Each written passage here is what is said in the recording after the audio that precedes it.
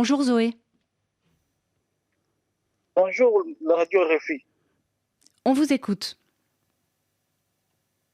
En RDC, à 2 mois des élections présidentielles, Joseph Kabila n'est pas encore s'exprimer publiquement. Comment expliquer la description médiatique de l'ancien président congolais Joseph Kabila à 2 mois de la présidentielle? Alors pour vous répondre, nous sommes en ligne avec l'analyste Itiel Batumike, chercheur à Ebouteli, c'est l'Institut congolais de recherche sur la politique, la gouvernance et la violence. Bonjour Itiel Batumike. Bonjour. Ça fait plusieurs années maintenant que la communication de Joseph Kabila est très contrôlée, mais là, il est absent, reclus au Katanga. La dernière réunion qu'on lui connaît avec sa coalition date du mois de juin. Pourquoi est-ce qu'il est aussi discret selon vous ? Il y a des raisons qui peuvent expliquer sa discrétion. C'est d'abord, de par son ADN, Joseph Kabila, c'est quelqu'un de très réservé. Même quand il était au pouvoir, il s'exprimait très rarement. Donc, il disait même à un moment qu'il faut parler que lorsque ce qu'on a à dire est plus important que le silence. Et donc, face aux enjeux, je pense qu'il estime qu'il n'est pas important de se prononcer.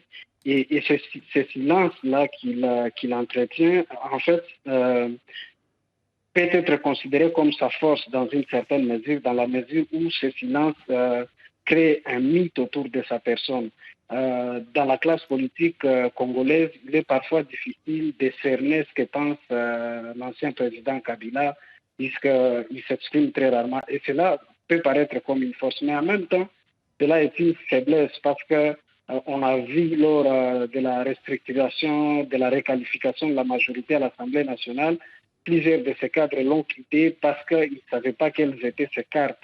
Ils ne s'étaient pas assez prononcés clairement sur la débâcle de sa majorité à l'Assemblée nationale. La deuxième raison, en tant qu'ancien président de la République, il est astreint à une obligation générale de réserve.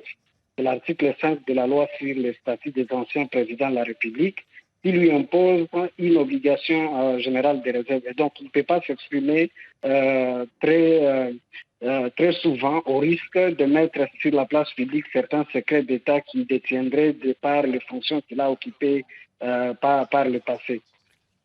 Donc plusieurs raisons et notamment des raisons formelles, officielles. Zoé, vous aviez une autre question pour Itiel Batumike ? Mais ouais, quel pourrait être alors l'avenir de sa formation politique, sachant qu'elle... Zoé, on vous entend très mal. Vous aviez une question sur l'avenir de la coalition, si je comprends bien, qui semble quand même un peu s'effriter. Vous l'avez évoqué rapidement, Itiel Batumike, pas de congrès, oui, de cette coalition du FCC depuis plus d'1 an, plusieurs départs marquants, vous nous l'avez dit, plus de majorité au Parlement, et puis des conditions qui sont posées pour participer aux élections prévues dans 2 mois. Quel avenir politique voyez-vous, Itiel Batumike, pour le Front commun pour le Congo ? Alors, l'avenir, il faut d'abord dire d'entrée déjà que la politique de la chaise vide ne paye pas, puisqu'on a vu que le parti présidentiel actuel, il a boycotté les élections de 2006, et par conséquent, il ne s'est pas retrouvé dans les institutions entre 2006 et 2011 lors de la première mandature de Joseph Kabila. Et ça a joué vraiment contre l'UDPS à l'époque. Aujourd'hui, le camp de Kabila prend la même posture, mais il sera difficile pour sa famille politique de rebondir parce qu'après, tous les fiefs qui étaient en tout cas dominés par les caciques de l'ancienne majorité au pouvoir seront aujourd'hui partagés entre les membres de l'Union sacrée de la nation, et ça sera difficile plus tard pour les caciques de l'ancien pouvoir de récupérer leur circonscription.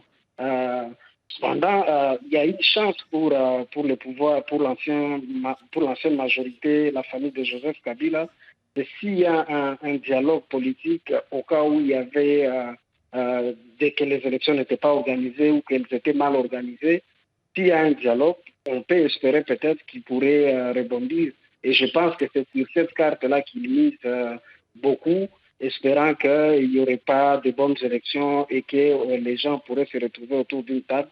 Peut-être là, ils pourraient rebondir parce que la posture dans laquelle ils sont actuellement semble être suicidaire s'il n'y a pas de dialogue à l'avenir.